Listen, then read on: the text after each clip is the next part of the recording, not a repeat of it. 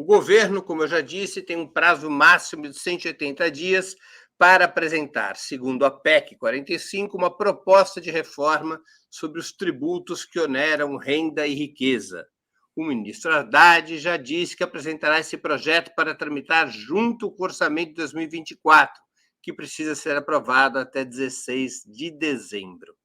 Essa proposta, também chamada de segunda etapa da reforma tributária, contará com o mesmo bom humor do capital financeiro apresentado em relação ao marco fiscal e à primeira etapa da reforma tributária, na opinião de vocês? Com a palavra, e aliás, como se comportará o governo em relação ao humor do capital financeiro na discussão dessa segunda etapa da reforma tributária? Com a palavra, Vanessa Martina Silva. Reforma tributária, tá aí o tema importante. E se a gente fizer uma pesquisa não igual a Quest com o mercado financeiro, mas uma pesquisa dessas que a gente gosta muito de fazer, que é a pesquisa da padaria, né? Você vai lá, pede um pão na chapa, um café preto, aquele de bule coado, bem bom, sem açúcar, e vai ouvindo os humores e vai ventilando temas ali para sentir como o povo está pensando, a gente vai ver que ninguém está sabendo minimamente o que é. Então, se nós temos uma realidade, que essa é a realidade de polarização, e muita gente aqui no chat comentou, não temos humor, não temos condições, não temos como fazer uma mobilização grande, intensa, etc., que seja capaz de pautar o governo. Então, se a gente tem esse entendimento, o que está posto? O que eu acabei de falar no outro momento. Está posto que as coisas estão acontecendo não pela vontade necessariamente do governo. As coisas estão acontecendo, estão sendo aprovadas porque são necessárias e são impositivas. Por exemplo, o arcabouço fiscal, embora ruim, péssimo, terrível, ele era uma obrigação. E dentro do que era possível, se conseguiu fazer o menos pior. O menos pior foi feito o menos pior. Como a reforma, como esse novo momento da reforma tributária, que é essa questão da herança e renda, a gente vai precisar fazer um debate muito intenso na sociedade para conseguir avançar minimamente. Por quê? Porque nós vamos ter aí a grita geral de Faria Limers, da chamada opinião pública, que é formada pela imprensa aí hegemônica, a imprensa hegemônica, dia após dia, trazendo especialistas para dizer o quanto é absurdo. E aí a gente vai acabar em um cenário que não vai estar colocada a taxação das grandes fortunas. E a taxação de heranças, por exemplo. E o que realmente importa? Eu, na verdade, até legislando em causa própria, eu acho até que devia aumentar a isenção do imposto de renda, que eu acho que 5 salários mínimos tem uma classe média que não é contemplada, uma classe média aí de profissionais liberais e etc., que não é contemplada e que deveria. Uma redução de imposto para prestador de serviço, etc. Coisas que são importantes porque a classe média está sufocada, massacrada, e a classe média aumentou, se reduziu, e precisa ter atenção, porque ela vota, porque ela... Aqui no Sudeste... não vai dar tempo de concluir. Mas no Sudeste a classe média é muito importante e o Sudeste é chave para a disputa que teremos em 2026. Mas eu acho muito cedo para falar de 2026. Então, concluindo, esse tema precisa cair na boca do povo. Enfim. Com a palavra, Gustavo Couto. Vamos lá, deixa eu pegar pelo fim aqui, né? Esse é a grande prova que vai ser aprovar essa segunda parte da reforma tributária. O governo, é um pouco de futurologia, né? Mas o governo tem apresentado legitimidade, uma legitimidade muito forte. Eu acho que depois da catástrofe Bolsonaro, até setores mais reacionários, arraigados aqui no Brasil, eles dão um pouco o braço a torcer para que o Brasil volte a ter um projeto de país mínimo, né? E eu acho que isso favorece a negociação, a aprovação de um processo que taxe grandes fortunas minimamente. Eu acho que o Haddad está num momento bom, tá com habilidade, transitando bem pelo Congresso. É sempre muito perigoso, é evidente, né? Tem essa informação que, mais uma vez, eu vou trazer aqui, fugindo ao tema, né? Fugindo ao tema da nossa redação aqui, que é o Centrão entrando no governo com direito a cargo.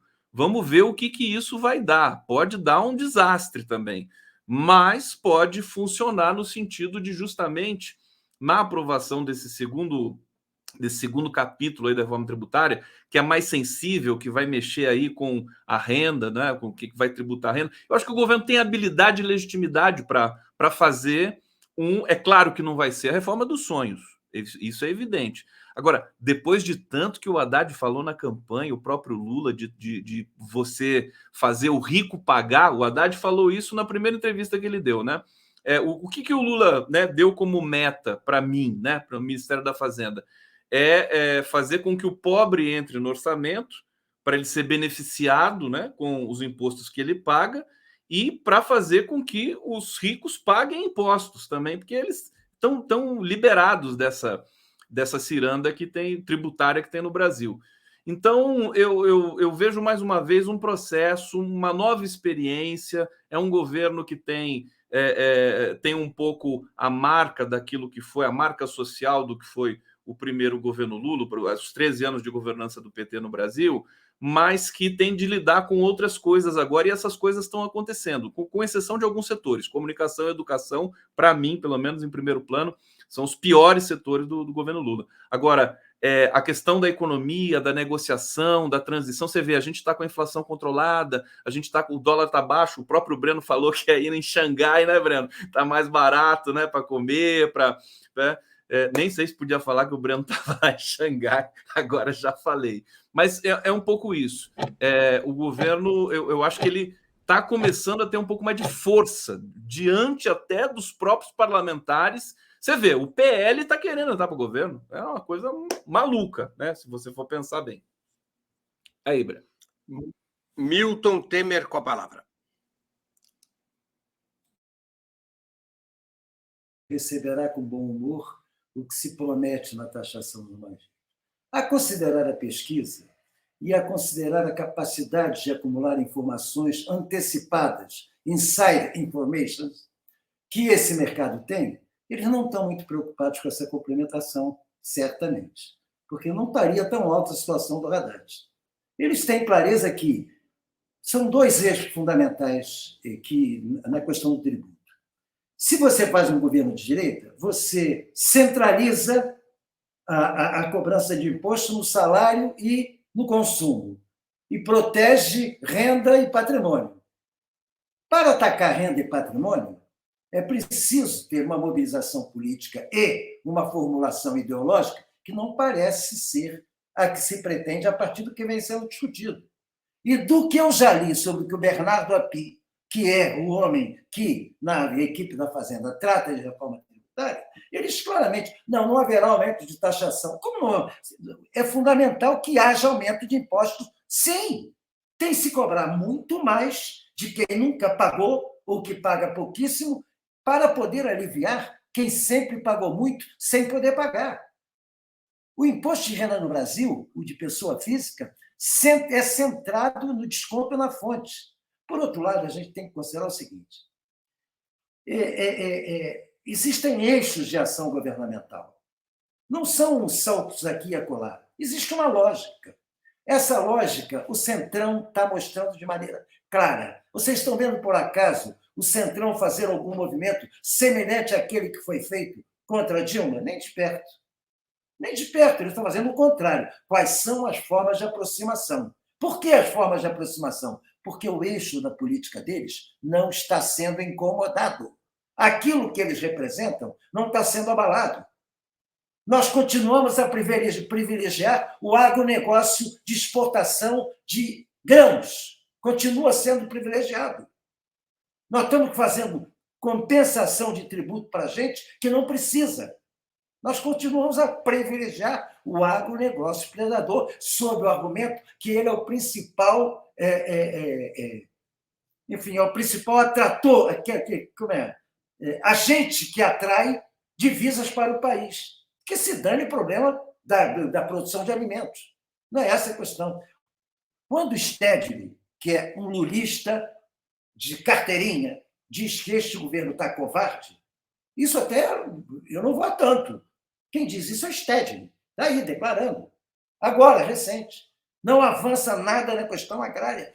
Ao contrário, se rende.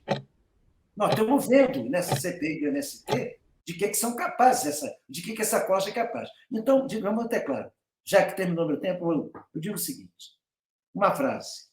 Se o mercado tivesse algum sinal de que Haddad iria incomodá-lo com a complementação desta contra-reforma tributária, não estaria o índice de Haddad tão alto.